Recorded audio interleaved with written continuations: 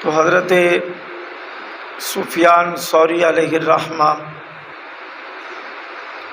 آپ لوگوں کو حدیث کا درس دیا کرتے تھے، تو درمیان میں آپ نے درس حدیث ترک کر دیا، چھوڑ دیا، تو لوگ نا آپ کے خلاف باہر باتیں بنانی شروع کر دی کہ دیکھو جی سفیان ثوری نے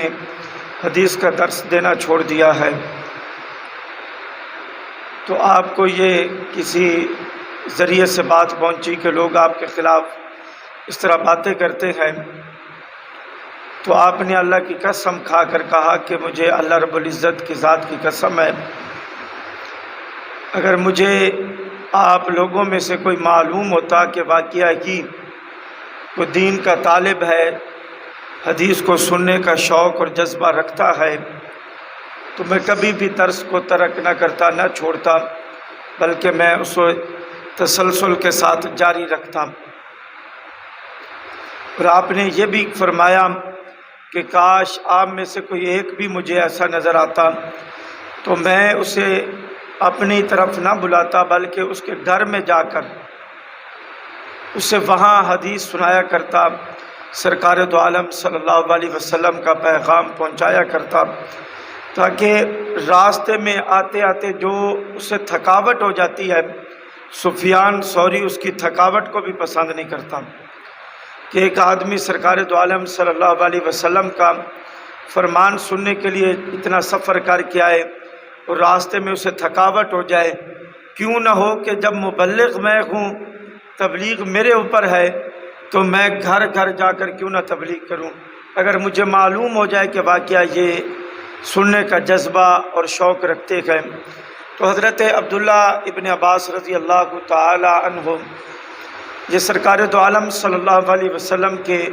چاچا ذات بھائی بھی ہیں، یعنی حضرت عباس کے بیٹے ہیں، تو یہ جب بھی یہ مفسر قرآن بھی ہیں، سب سے پہلے قرآن کی تفسیر لکھنے والے صحابہ اکرام رضوان اللہ تعالی علیہم اجمعین میں سے حضرت عبداللہ بن عباس ہیں جنہوں نے قرآن کی تفسیر لکھی۔ تو آپ فرماتے ہیں کہ جب بھی وہ قرآن کی تفسیر لکھنے کے بعد جتنا موقع ملتا اتنا لکھنے کے بعد جب وہ اپنا اختتام کرتے تو اپنے شاگردوں کو، دوست احباب کو بلا کر اپنے لیے بخشش کی دعا کرتے۔ تو لوگ پوچھتے کہ آپ تو قرآن کی تفسیر لکھ رکھے ہیں، فرماتے ہیں کہ کہیں اس کے اندر بھی ریاکاری نہ شامل ہو جائے، اس لیے میں آپ لوگوں کو بلا کر اپنی بخشش کی دعا کرواتا ہوں تاکہ اللہ رب العزت مجھے ریاکاری سے بچائے اور میری بخشش فرما دے۔ تو پتہ چلا جہاں سرکار دو عالم صلی اللہ علیہ وسلم کے چاچا ذات بھائی وہ اپنے لیے بخشش کی دعائیں کروا رکھے ہیں اور کر رکھے ہیں، تو ہم تو سرکار کے امتی ہیں، سرکار کے رشتہ دار تو نہیں ہیں،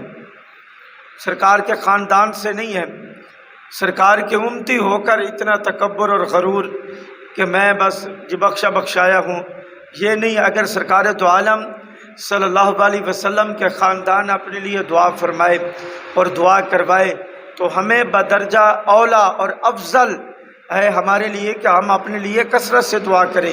اور کثرت سے دعا بخشش کی کروائیں۔ تو حضرت شداد بن حکیم رحمہ اللہ آپ فرماتے کہ جس میں یہ تین خصلتیں جمع ہوں وہ لوگوں کو تعلیم دیا کرے، وہ لوگوں کو درس دیا کرے۔ اگر یہ تین باتیں جس آدمی میں موجود نہ ہوں، وہ نہ تو دین کی تعلیم دے اور نہ لوگوں کو دین کا درس دے۔ تو کسی نے پوچھا کہ حضور وہ کون سی تین باتیں ہیں؟ تو آپ فرماتے ہیں کہ وہ تین باتیں مدرس کے لیے، درس دینے کے لیے، مبلغ کے لیے، معلم کے لیے، یہ تین باتیں ضروری ہیں کہ جب بھی وہ دین کی تبلیغ کرے تو اللہ رب العزت کی نعمتیں لوگوں کو یاد دلائے، تاکہ لوگوں کے اندر جذبہ پیدا ہو اور لوگ رب کا شکر ادا کریں، رب کا بندہ ہونے کا شکر ادا کریں، رب کی نعمتوں کا ذکر سن کر۔ اور دوسری بات کہ لوگوں کو ان کے گناہ یاد دلائے، تاکہ جب گناہ یاد ہوں گے تو وہ توبہ کریں گے۔ اور تیسری بات فرماتے ہیں کہ مبلغ کے لیے یہ ضروری ہے کہ لوگوں کو ان کے دشمن کا پتہ بتائے کہ یہ تمہارا دشمن ہے، تاکہ دشمن کا جب انہیں علم ہو جائے گا تو وہ اپنے دشمن سے بچ سکیں گے۔ تو وہ دشمن کون ہے؟ آپ فرماتے ہیں ابلیس، جو ابلیس کے بارے میں، شیطان کے بارے میں لوگوں کو ہر وقت متنبہ کرتا رہے اور تنبیہ کرتا رہے کہ وہ تمہارا کھلا دشمن ہے، اس سے بچتے رہنا۔ تو آپ فرماتے ہیں جس مبلغ کے اندر یہ تین خصلتیں،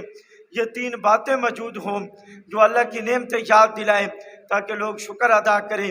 اور لوگوں کو گناہ ان کے یاد دلائیں تاکہ وہ توبہ کریں، اور ان کے دشمن کو یاد دلائیں تاکہ اپنے دشمن سے وہ بچ سکیں۔ آپ فرماتے ہیں وہی شخص دین کا مبلغ ہے، وہی دین کی تبلیغ کرنے کی اجازت ہے اسے، اور وہی درس دینے کی اسے اجازت ہے، وہی درس دے، اس کے علاوہ کوئی درس نہ دے۔ یہ صوفیاء تصوف والوں کا ایک طریقہ ہے، ان کا ایک اپنا ذوق اور شوق اور محبت ہے۔ تو حضرت ابن مبارک سے پوچھا گیا کہ آپ کے نزدیک انسان کون ہے؟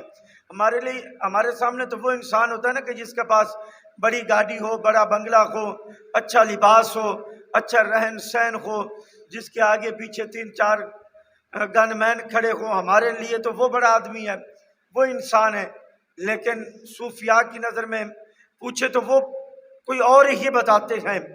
ان سے پوچھا کہ حضرت ابن مبارک سے کہ انسان کون ہے؟ تو انہوں نے فرمایا کہ عمل کرنے والا مخلص علماء۔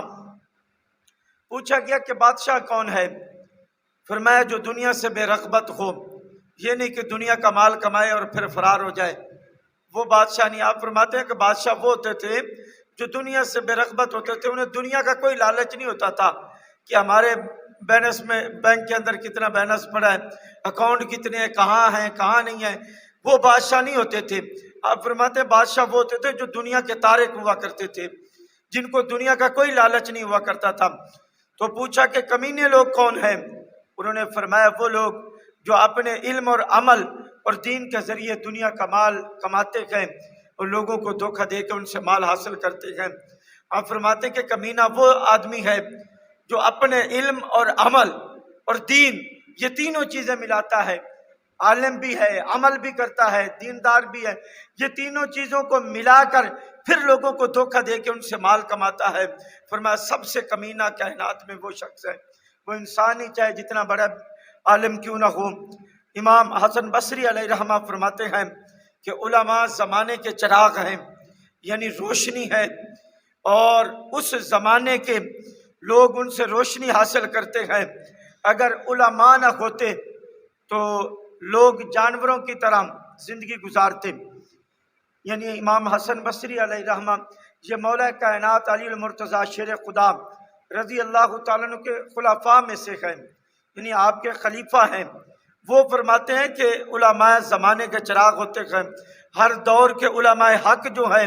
وہ زمانے کا چراغ ہیں، روشنی ہے، لوگ ان سے فائدہ حاصل کرتے ہیں، اپنے ایمان اور عقیدے کی اصلاح کرتے ہیں، ان سے استفادہ حاصل کرتے ہیں۔ اگر یہ لوگ نہ ہوتے تو انسان جانوروں جیسی زندگی گزارتے۔ تو حضرت سفیان ثوری علیہ رحمہ فرماتے ہیں کہ علم کی زندگی کے بارے میں سوال کیا گیا کہ علم کی زندگی کیا ہے؟ جس طرح انسان کی زندگی ہوتی ہے، انسان کی روح نکل جائے تو موت واقع ہو جاتی ہے، اسی طرح علم کی بھی زندگی ہے۔ تو پوچھا گیا کہ علم کی زندگی کیا ہے؟ تو حضرت سفیان ثوری علیہ رحمہ فرماتے ہیں کہ علم کی زندگی یہ ہے کہ اس پر عمل کرنا چاہیے۔ ان دونوں باتوں کو چھوڑ دیا، علم ہے عمل نہیں ہے، فرمایا کہ اس کے علم کے اوپر بھی موت ہے،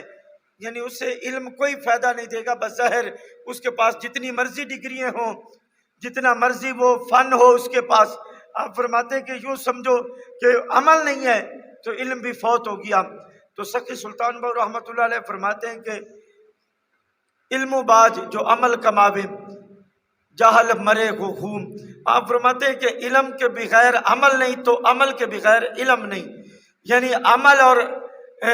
عمل یہ دونوں ایک دوسرے سے جدا نہیں ہو سکتے، علم ہو عمل ہو، عمل ہے علم نہیں ہے۔ فرماتے ہیں یہ دونوں چیزیں فائدہ اس وقت دیں گی جب انسان کے پاس علم بھی ہو عمل بھی ہو۔ دعا ہے کہ اللہ رب العزت ہمیں عمل کی توفیق عطا فرمائے اور صحیح معنوں میں دین سمجھنے کی توفیق عطا فرمائے۔ حضرت سالم بن جہد فرماتے ہیں کہ میرے مالک نے مجھے 300 درہم میں خرید لایا، یعنی غلام تھے اس وقت، تو 300 درہم میں خرید کر لایا، تو میں نے 1 سال میں علم دین حاصل کرنا، جو ہی مجھے خرید کر لایا تو میں اس کی نوکری بھی کرتا تھا، ملازمت بھی کرتا تھا، تو جو مجھے موقع ملتا میں جا کر علم بھی حاصل کرتا تھا۔ تو 1 سال کے اندر میں نے علم دین حاصل کیا، اور میرے پاس وقت کا بادشاہ آیا، اس نے میرا آ کر دروازہ کھٹکایا، اور میں اپنے علم کے ذریعے، کیونکہ وہ بادشاہ مجھ سے علم میں کم تھا، میں نے اس کے لیے اٹھ کر دروازہ نہیں کھولا، تھا غلام، ایک نوکر تھا، لیکن اللہ رب العزت نے اسے علم سے اتنا نوازا، اس کے عمل اور علم دونوں نے دنیا کے اندر اس طرح اس کا سکہ اور اس طرح اس کی عزت ہوئی کہ وقت کے بادشاہ بھی اسے ملنے آتے تو وہ اٹھ کر نہ دروازہ کھولتا نہ اٹھ کر ان کا استقبال کرتا۔ تو لوگوں نے پوچھا کہ آپ کیوں نہیں کھڑے ہوتے کہ وقت کا بادشاہ آیا؟ فرمایا کہ علماء کا یہ کام نہیں ہے کہ وہ بادشاہوں کے استقبال کریں اور بادشاہوں کی چوکھٹ کے اوپر جا کر اپنی گردن جھکائیں۔ فرمایا کہ عالم دین کا یہ کام ہے، یہ گردن اللہ نے اپنے محبوب کے صدقے عطا کی ہے، یہ جھکنی بھی اسی کی بارگاہ میں چاہیے۔